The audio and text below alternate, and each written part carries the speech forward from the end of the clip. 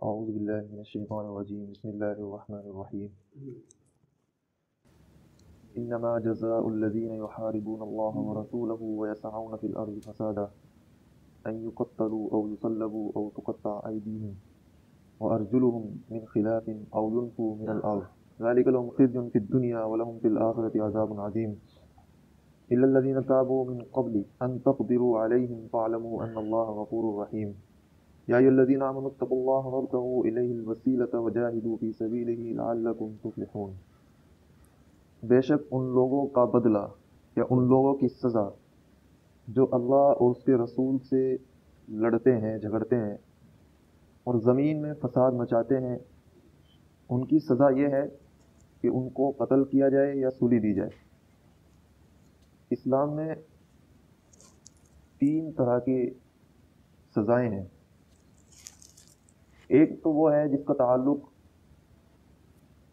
ویسے تو تمام سزائیں ہی بندے اور اللہ کے درمیان ہوتی ہیں کہ کوئی شخص کسی اللہ کے بندے کا نقصان کرے گا تو ساتھ ساتھ وہ اللہ کی نافرمانی بھی کرے گا، لیکن کچھ سزائیں ایسی ہوتی ہیں کہ جن میں بندے کا تعلق زیادہ ہوتا ہے اور کچھ سزائیں ایسی ہوتی ہیں کہ جن میں اللہ کا تعلق زیادہ ہوتا ہے۔ جن میں اللہ تبارک و تعالیٰ کا تعلق زیادہ ہے ان کو کہا جاتا ہے حدود، حد لگانا، اور جن میں بندے کا تعلق زیادہ ہے تو ان کو کہا جاتا ہے قصاص۔ اور اس کے علاوہ جو تیسری سزا ہے وہ ہے تعزیرات، جیسا کہ آج کل مختلف ملکوں کے جو قانون ہیں کہ قاضی اپنی ثوابدید سے، اپنے رضامندی سے، اپنی چاہت سے جو قانون نافذ کرنا چاہتا ہے نافذ کرے، یہ جو حکومت نافذ کرنا چاہتی ہے کرے، شریعت کے قانون کے تصادم میں نہ ہو، شریعت کے قانون کے مقابلے میں نہ ہو، یعنی اس سے شریعت کی خلاف ورزی نہ آتی ہو۔ آج کل مسلم ملک میں عموماً یہی قانون نافذ ہیں۔ حدود اور قصاص کے علاوہ باقی جتنا ایک دستور بناتے ہیں، مکمل کتاب بناتے ہیں قانون کی، تو وہ آتی ہے تعزیرات کے تحت۔ تعزیرات کی تو مرضی ہوتی ہے قاضی کے اوپر، مثلا کسی نے ریڈ لائٹ توڑی تو اس پر کیا جرمانہ ہے، کسی نے مال بغیر کسی حکومت کے ٹیکس کے رکھا ہے تو اس پر کیا جرمانہ ہے، یہ سب تعزیرات میں آتی ہیں۔ حدود کا جو تعلق ہے اس میں اگر فیصلہ ہو جاتا ہے اور سزا ثابت ہو جاتی ہے تو پھر اس میں نہ حکومت کو اختیار ہے نہ ہی اس شخص کو اختیار ہے جس کے ساتھ وہ جرم کیا گیا ہے کہ معاف کر دے، بلکہ ایک مرتبہ جب سزا ثابت ہو گئی تو پھر حکومت کو بھی اس بات کا اختیار نہیں ہے کہ وہ سزا کو معاف کرے، اور نہ ہی اس شخص کو اختیار ہے جس کے ساتھ جرم کیا گیا ہے۔ حدود 5 چیزوں میں آتے ہیں۔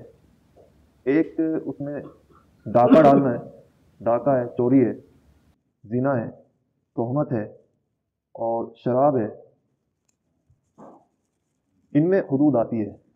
اس کے علاوہ قصاص ہے، مثلا کسی نے کسی شخص کو قتل کر دیا تو اس میں بندے کا تعلق زیادہ ہے، اب اگر وہ چاہے تو اس کو معاف کر سکتا ہے اور نہیں چاہے تو اسے وہ قصاص میں قتل بھی کرا سکتا ہے۔ معاف کرنے کا یہ مطلب نہیں ہے کہ اگر کسی شخص نے معاف کر دیا تو حکومت تعزیرات کے تحت اس کو سزا نہیں دے سکتی۔ مثلا ایک گنڈا ہے، اس نے زبردستی معاف کرا لیا قصاص اس سے جس کو قتل کیا تھا لالچ دے کر، لیکن حکومت کو دکھ رہا ہے کہ اس نے معاف تو کر دیا لیکن پھر زمین میں فساد مچائے گا، تو حکومت کو اس کی اجازت ہے کہ اس کو تعزیرات کے تحت عمر قید کی سزا بھی سنا سکتی ہے۔ اس وقت وہ حدود میں نہیں آئے گا بلکہ تعزیرات میں آئے گا۔ حدود میں تو یہ ہے کہ کوئی معاف نہیں کر سکتا، قصاص میں یہ ہے کہ بندہ معاف کر سکتا ہے جس کے ساتھ جرم ہوا ہے۔ یہاں جو سزا آ رہی ہے یہ سزا حد کی ہے، حدود کی ہے۔ ڈاکہ ڈالنے کی سزا کیا ہے؟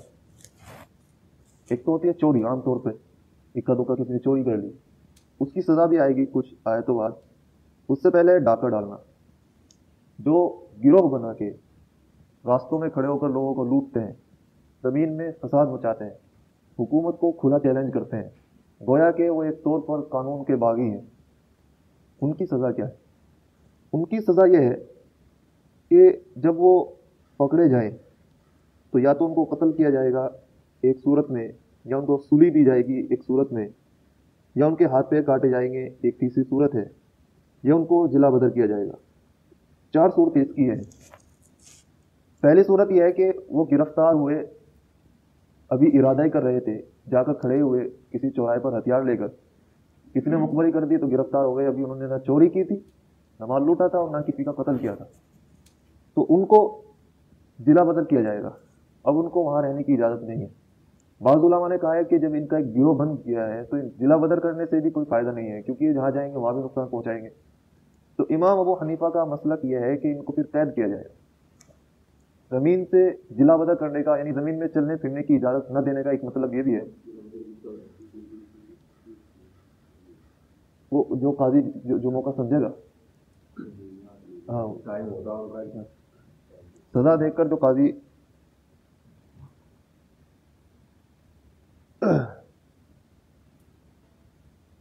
ایک صورت یہ تھی، لیکن عام طور پہ یہ حد کی بات ہو رہی ہے تو مستقل طور پہ پھر ضلع بدر کیا جائے گا. معاف کرنے کی اس کی اجازت نہیں ہے. حد میں تو یہی ہوگا، مکمل اور تحقیق نہیں.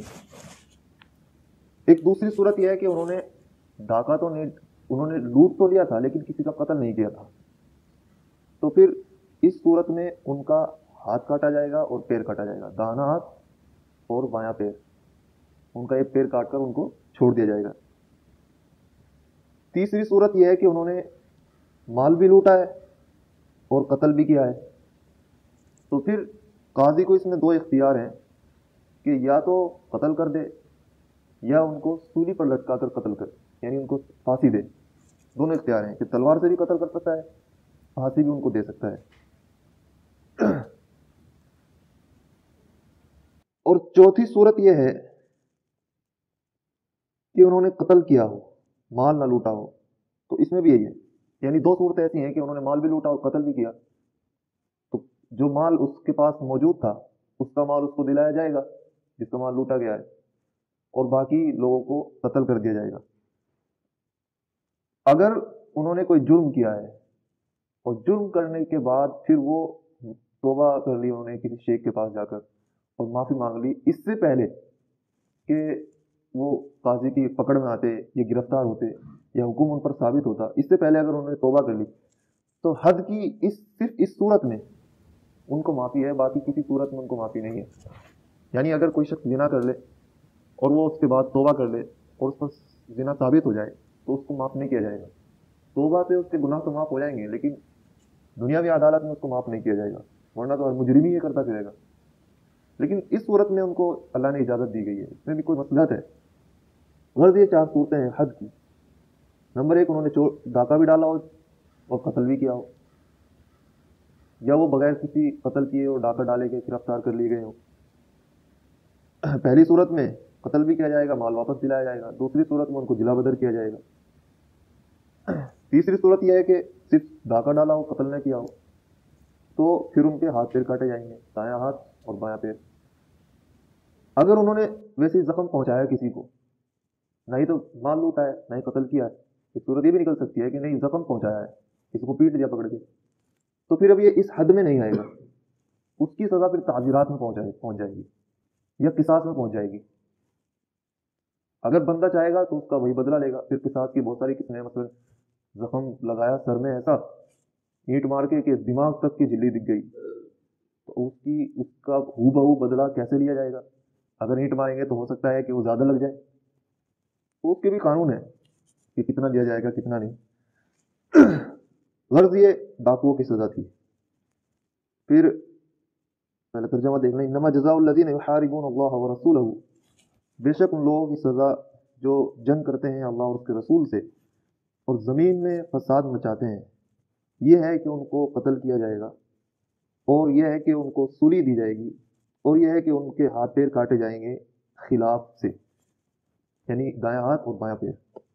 او ینفوا من الارض، یا ان کو زمین سے ان کی نفی کر دی جائے گی، زمین سے ان کو چلنا پھرنا ان کا دوبھر کر دیا جائے گا. ذالک لہم خزی فی الدنیا، یہ سزائیں تو ان کے لیے دنیا میں شرمندگی کا باعث ہیں ہی. قتل بھی کیا جا رہا ہے، ہاتھ پیر کاٹے جا رہے ہیں، یہ ضلع بدل کیا جا رہا ہے. وَلَهُمْ فِي الْآخِرَةِ عَذَابٌ عَظِيمٌ، اور اگر انہوں نے توبہ نہیں کی ہے جرم کرنے کے بعد تو پھر آخرت میں بھی ان کے لیے دردناک عذاب ہوگا اور زبردست سزا ہوگی. إِلَّا الَّذِينَ تَابُوا مِن قَبْلِ أَن تَقْدِرُوا عَلَيْهِمْ، ان کو گرفتار کرنے سے پہلے انہوں نے توبہ کر لی تو پھر ان کی وہ توبہ مقبول ہوگی. یہ صرف ایک صورت ہے اور یہ ڈاکوؤں کو اس کی خاص اجازت دی گئی ہے، ورنہ باقی حدوں میں ایسا نہیں ہے. کوئی توبہ کرے نہ کرے، جب جرم ثابت ہوگا تو ہوگا، اس کو سزا دی جائے گی.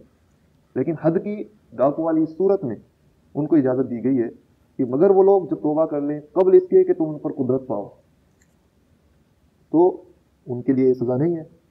فَاعْلَمُوا أَنَّ اللَّهَ غَفُورٌ رَحِيمٌ، تو جان لو کہ اللہ رب العالمین مغفرت کرنے والے اور رحم کرنے والے ہیں.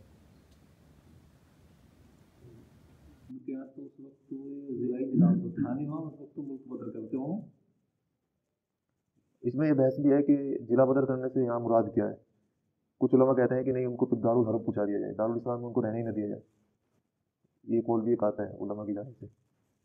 امام حنیفہ کا مسئلہ یہی ہے کہ کیونکہ وہ کافر تو نہیں ہو جاتے، ان کو قید کرنا صحیح ہے کہ دوسری جگہ جا کے بھی وہ فساد مچاتے نہ پھریں.